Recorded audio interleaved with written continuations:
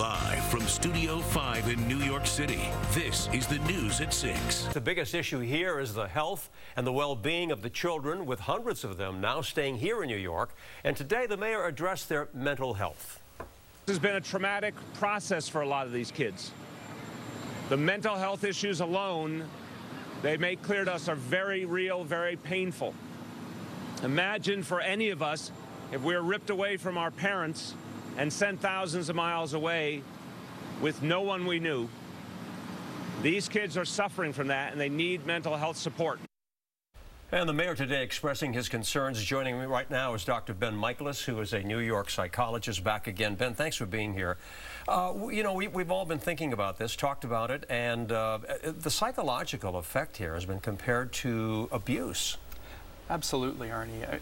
People don't realize that although this happens, this is a one-time event, right. The consequences of being ripped away from your parents at a very young age has consequences that will last or can last the entire life cycle. I was about to ask you, long-term, short-term, I mean, you know, we don't know the conditions. I mean, we hear, but, you know, wherever they happen to be, they're missing their parents. We've been hearing the cries from these children, and it's painful to listen to that.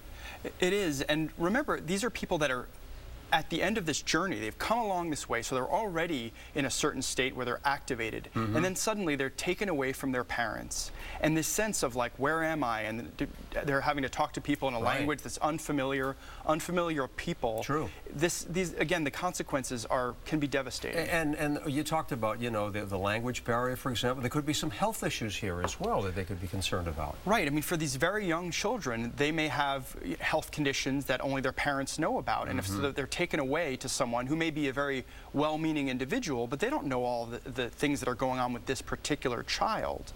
And in terms of, you know, being reunited at some point, right? How does that work? I mean, you know, what's forgotten with and what stays? So, as mammals, we attach to our parents, and our sense of safety and trust is built on that relationship.